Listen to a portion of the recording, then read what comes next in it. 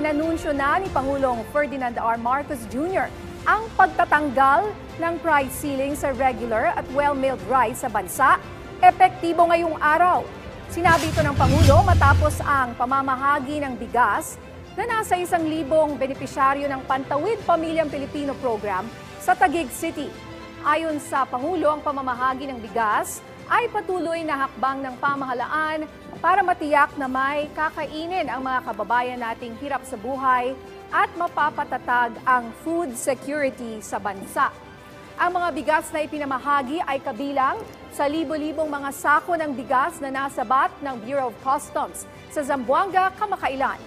Kasunod nito, tiniyak ng Pangulo na walang shortage sa bigas at sapat ang supply nito.